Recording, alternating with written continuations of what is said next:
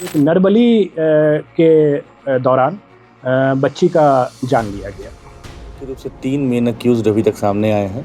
इसमें एक खुद उसकी माँ है, रेशमी देवी, दूसरा भीम राम है और तीसरी एक जो तंत्र मंत्र करती हैं, ओझा गुनी जिसको भी कहते हैं, एक महिला है, शांति देवी।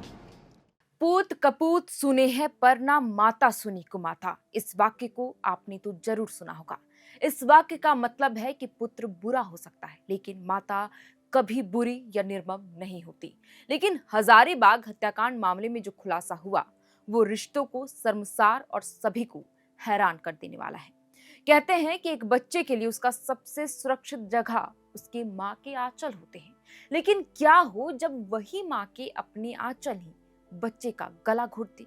दरअसल विष्णुगढ़ के कुसंबा गांव में 24 मार्च को हुए 11 वर्षीय मासूम की हुई निर्मम हत्या का खुलासा करते हुए पुलिस ने बताया कि मृतका की मां रश्मि देवी ने अपने प्रेमी के साथ मिलकर यह पूरी साजिश रचकर उसकी बलि चढ़ा दी। यह नर बलि का षड्यंत्र पहले ही रची गई थी और इस वीडियो में हम आपको विस्तार में बताएंगे कि आखिर क्यों ऐसी साजिश रची गई अपनी बेटी के खिलाफ ही और क्या थी इसके पीछे की वजह। अब पुलिस ने क्या कुछ और खुलासा किया है, जानेंगे सब कुछ विस्तार से। दरअसल 1 अप्रैल की देर रात हजारीबाग संयुक्त प्रेस वार्ता में अंजनी झा, शशि प्रकाश सिंह और एसपी अंजनी अंजन ने मामले का खुलासा करते हुए बताया कि हत्या किसी बाहरी अपराधी ने नहीं बल्कि परिवार के भीतर ही रची गई थी। 25 मार्च की सुबह गांव के मिडिल स्कूल के पीछे बांस की झाड़ी में बच्ची का शव मिलने के बाद पूरे इलाके में दुष्कर्म और निर्मम हत्या की आशंका से भरी आक्रोश फैल गया। शव की स्थिति देखकर गांव में तरह तरह की चर्चाएं शुरू हो गई थी, लेकिन 6 दिनों तक चली एसआईटी जांच में घटना की भयावह सच्चाई सामने ला दी है। जांच में सामने आया है कि रश्मि देवी अपनी बेटी सुधीर कुमार सिंह की शारीरिक और मानसिक परेशानी को लेकर लंबे समय से परेशान थी। बेटी की तबीयत और पारिवारिक विवादों को लेकर वह पिछले 1 साल से गांव की कथित भक्तनी शांति देवी के संपर्क में थी। भक्तनी ने उसे विश्वास दिलाया कि परिवार की समस्या तभी दूर होगी जब किसी कुंवारी लड़की की बलि दी जाएगी। यहीं से मां के भीतर अंधविश्वास का ऐसा बीज पड़ा कि उसने अपनी ही बेटी को बलि के लिए चुन लिया। पुलिस के अनुसार भक्तनी ने उसे वह भी समझाया कि उसकी छोटी बेटी पर देवी सवार है और अगर उसकी बलि दी जाती है तो वो सबसे अच्छा होगा। जांच का दूसरा महत्वपूर्ण पहलू यह भी है कि रश्मि देवी और भीम राम के बीच करीब 10 सालों से चले आ रहे अवैध संबंध भी है। पति विनोद सिंह के मुंबई में रहने के दौरान ही दोनों के बीच नजदीकियां बढ़ी। गांव में इसकी चर्चा पहले से ही थी।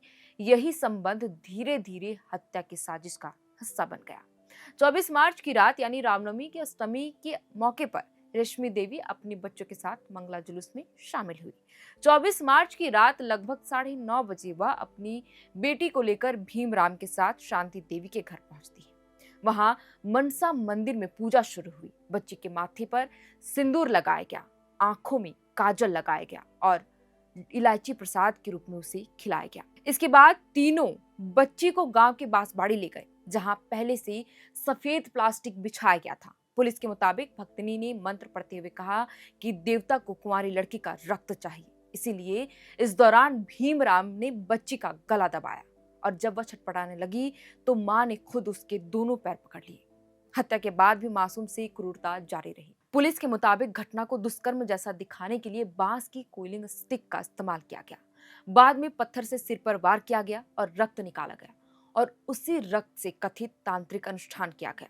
शव को बाद में स्कूल के पीछे फेंक दिया गया। बता दें कि पोस्टमार्टम रिपोर्ट में भी दुष्कर्म की पुष्टि नहीं हुई थी, जबकि मौत का कारण दम घुटना बताया गया था।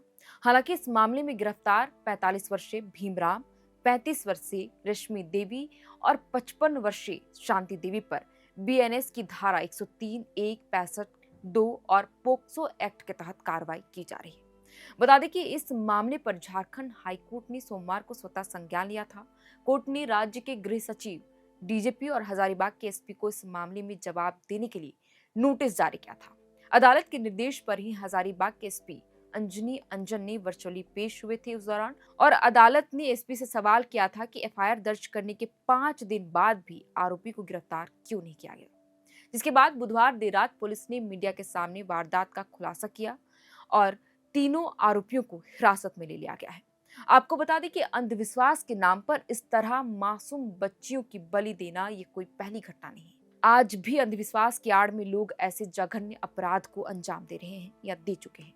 मीडिया रिपोर्ट्स के अनुसार अधिकतर मामले मुख्यतः गुमला, सिमडेगा, लातेहार, खूंटी और पश्चिमी सिंहभूम में शामिल है, जहां से ये मामले सामने आते रहते हैं और यहाँ महिलाओं, बच्चों और वृद्धों को इन अपराधों का शिकार बनाया जाता है। साल 2016 से 22 के बीच तकरीबन 250 से भी अधिक महिलाओं को सिर्फ डायन के शक में मार दिया गया। वहीं एनसीआरबी की रिपोर्ट के मुताबिक 2014 से 2021 के बीच पूरे भारत भर में 103 नरबली के मामले दर्ज किए गए। हालांकि 21 के बाद से यह आंकड़ा सामने नहीं आया, लेकिन विशेषज्ञों का मानना है कि असली आंकड़े इससे भी 10 से 20 गुना अधिक हो सकते हैं। बहरहाल विष्णुगढ़ हत्याकांड यह केवल एक हत्या नहीं बल्कि अंधविश्वास, अवैध संबंध और मां के मातृत्व के पतन की ऐसी कहानी बन गई है जिसने पूरे समाज को भीतर तक झकझोर कर रख दिया है और इस पूरे षड्यंत्र को रचने वाले खुद उसकी कलयुगी मां ही निकली। फिलहाल इस वीडियो में इतना ही, लेकिन झारखंड समेत कई जगहों पर आज भी अंधविश्वास की आड़ में नरबली दी जाती है और इस कृत्य को रोकने के लिए समाज को जागरूक होना पड़ेगा, क्योंकि आज हम 21वीं सदी में हैं और 21वीं सदी में भी इस तरीके की चीजें चल रही है जो गंभीर विषय है, हमें आज भी सोचने पर मजबूर कर देती, क्योंकि हमारे समाज को अभी भी जागरूक होने में वक्त लगेगा। बस कहने भर से नहीं हो जाता कि हमारा देश विश्व गुरु बनने जा रहा है। ऐसी कई जगहों पर, सिर्फ झारखंड की बात ये नहीं है, पूरे देश भर में कई ऐसी जगह हैं जहां पर आज भी ये पितृसत्ता की सोच, नरबली जैसी प्रथाएं चली आ रही हैं। आपको इस पूरे घटनाक्रम पर क्या विचार आता है, क्या कुछ कहना चाहते हैं, आप हमें कमेंट बॉक्स पर जरूर बताइएगा। फिलहाल के लिए इस वीडियो में इतना ही। आप देख रहे थे एयर नाउ। मेरा नाम है श्रेया रतन और कैमरे के पीछे मौजूद है हमारी सहयोगी साक्षी पांडे। बहुत बहुत शुक्रिया।